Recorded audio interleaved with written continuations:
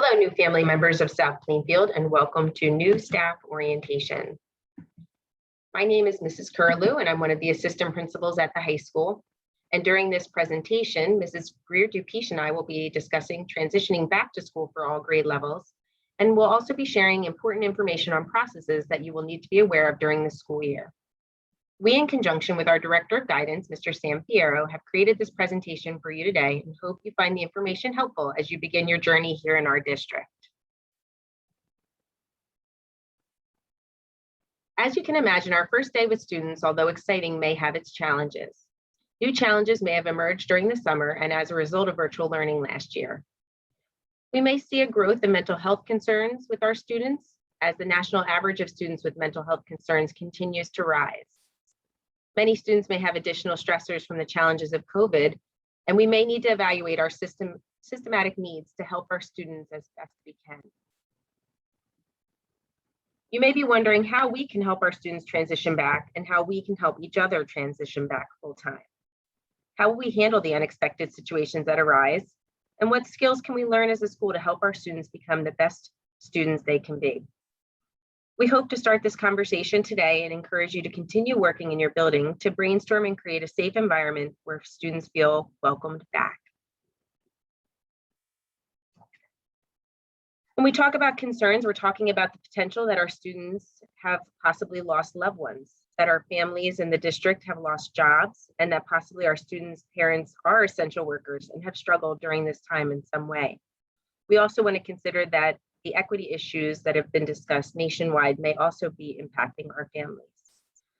Many of our students may not have had the same services as others during this past year and a half, and it'll be our job as educators to identify students that may seem to be struggling when they return. We may also want to consider our students with disabilities, and transitioning back may be extra challenging for them. So how can we best help students during this time of need? We also know that you as staff may have lost loved ones and may have struggled in similar ways mentioned in the previous slide. It will be important for us to take care of each other and to let someone know if someone is struggling, or if you yourself are struggling with stress, mental health concerns, or you're struggling with potential feelings of burnout. Our hope is that we can guide you and assist you with resources during any challenges that may arise to make sure that you are overcoming them and feel supported. Overall, our goals for this year are to open our district's doors and welcome back students in person. We'll be focusing on educating our students while keeping a pulse on their mental health. We'll collaborate with each other as we always do and keep open lines of communication in regards to the work that we do and our students' successes and any concerns that we may have. We will also, as a district, help our students and guide them in any way in a restorative and less punitive approach in hopes to educate them while allowing them to make mistakes and learning from them. Before we get into detail about the work, I want you to meet Jay.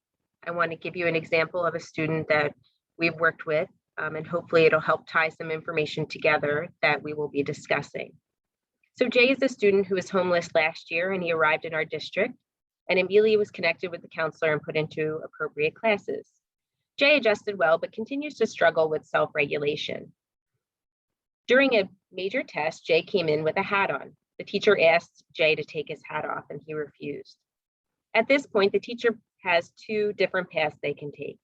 They can send Jay down to the office, or they can have Jay step out into the hallway and take a minute so that he can collect himself, as the teacher saw he was getting frustrated in front of the class. After giving Jay a minute, the teacher asked why he would just not take his hat off. Jay explained that his mother only did half of his hair this weekend and he looked ridiculous and he was embarrassed to take his hat off. After understanding more about what happened with this student, the teacher asked if they could meet in the middle. The teacher noticed that Jay always has extra beanie hats in his bag and asked if he could switch his baseball cap out for one of those while taking the exam, and Jay agreed. Jay took the exam, and afterwards, the teacher asked him if he had any questions about the process and how he felt. Jay said thank you for respecting him, and he went on with his day. It's important to remember that students typically don't react unfavorably because they feel like having a difficult day. Usually there's something else going on with them. There's oftentimes more to the story. And we as educators can oftentimes get what we need from a student, but we may need to ask a few questions just to see where they're at that day. As the last line states, we all carry a bag of rocks, things that weigh us down, and we need to find out what those rocks consist of and sometimes help students by taking some of that weight out of their bag. This slide shows you a few examples of what those rocks can look like for students. Anger, grief, trust issues, guilt, sometimes insecurities such as Jay's example. It's just a matter of asking questions and giving the time for the students to regulate themselves and to figure out what they may be struggling with that day. In line with this, something else educators can learn more about is adverse childhood experience, or ACEs. So these are potentially traumatic events that occur in our students' lives between childhood to age 17. Adverse childhood experiences can include, but are not limited to, experience violence in their home, abuse in their home, or neglect in their home. Maybe witnessing violence in their home or community. Maybe instability due to parental separation, or household members being in jail or in prison, or even having a family member die or die by attempt by suicide. These experiences are linked for students with chronic health concerns, mental illness, and substance abuse problems in adulthood. These ACEs can also negatively impact their education that you see today, job opportunities, and earning potential as adults, and they are common. About 61% of adults surveyed across 25 states reported that they've experienced at least one type of ACE, and nearly 1 in 6 report that they've experienced 4 or more ACEs. So why are we mentioning this today? Because creating and sustaining safe, stable, nurturing relationships with these students and creating environments for these students who may be experiencing these traumatic events may just help these children reach their full potential. It's a matter of knowing that students struggle every day with things that we may not know about. So how can we help as educators? We can become trauma informed and learn that many of our students are struggling with these examples. We can create a safe space and model this in our daily work. We can build a sense of trust with our students and learn more about regulation and how we can help students self-regulate, as the example with Jay. And we can stay regulated as their educator and give them space and do not react to their bad behavior. So give the students a timeout and allow them to self-regulate. As educators, we encourage you to meet the students where they're at, and that can include recognizing different emotional states of students and taking a pulse on your classroom daily. This is just one strategy you as an educator can use that will help students by providing them with tools that will help them to move more to a regulated state while in your classroom. This is a zone of regulation chart that many teachers across the nation are using in their classroom. We wanted to give you an example today. You can post something like this, and daily you can ask your students to check in to see where they're at before you begin your class and your lesson. If you notice that students are in the yellow or red zone that day, it may benefit the class to start with a journaling activity or a mindfulness activity. If you see that students are in the blue zone mainly, maybe you can do an activity to get the students out of their chairs and moving. And if you see students in the red zone that are not able to move towards yellow, maybe they can go to the calming room or see their counselor that day. The ultimate goal is to help students move towards that green zone, as that is where you will see and get the best work out of them daily. Overall, we as educators want to help our students as best we can to be successful during their time in school. This last slide will show you that you can move our students to the green zone by controlling how we respond and react as their teachers. We can focus on the positive relationships and the mutual respect. We can, as a district, believe that students are doing the best they can that day and use our powers as teachers to encourage them and to help them manage their feelings by truly caring about them. We hope that information's been helpful, and we also want to share some other information today, considering that the transition back to school might look a little different. So at this point of the presentation, we'll be sharing additional information on processes listed here if you have students that are struggling. The intervention protocols that we'll share are the Classroom Interventions RTI, INRS 504, and Child Study Team process. So when students are struggling in your classroom in any way, it's important to remember that you as teacher can try interventions in the classroom that you may deem helpful. So this can include, but is not limited to, changing their seats or providing them study guides, chunking material, or giving them extra time when needed. In addition to these interventions, we also have response to intervention, which aims to identify students who are struggling in school. It uses targeted teaching to help them catch up, and more information on RTI will be shared in your schools. We as a district also have intervention and referral services.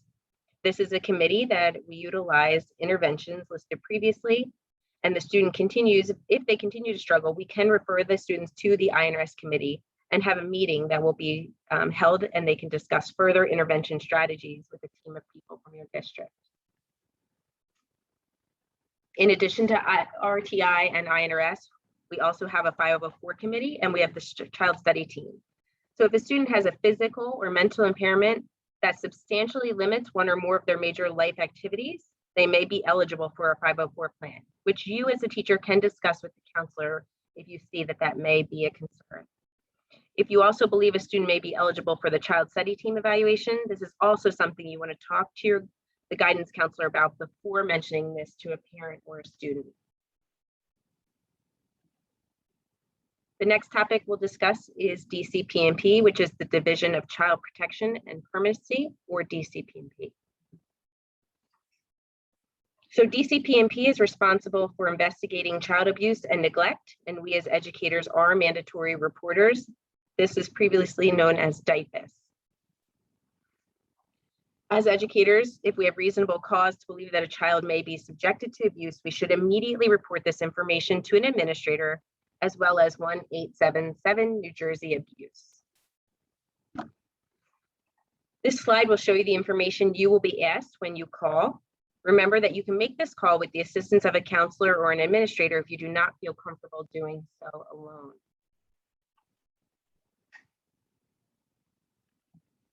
Oftentimes, staff question if they will be called on after the report, and it's important to mention that all reporters are immune from civil or criminal action. We also get asked if it's against the law if you fail to report, and yes, it is against the law not to call if you know there's abuse and you don't take action. So when in doubt, make the call and reach out to the administrator.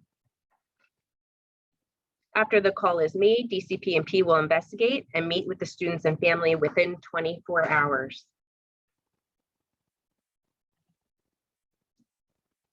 The next process we'll discuss is harassment, intimidation, and bullying protocols, also known as HIB.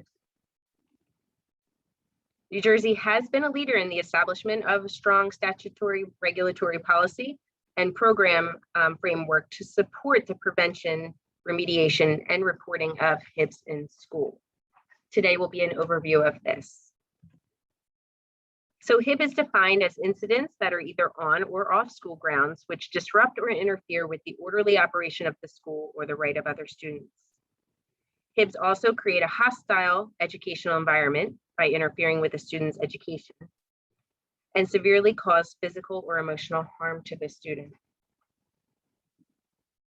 Your role as educators is to report all acts of HIBs on the same day that they occurred or that you were made aware of to your administrators, and also know your particular school procedures.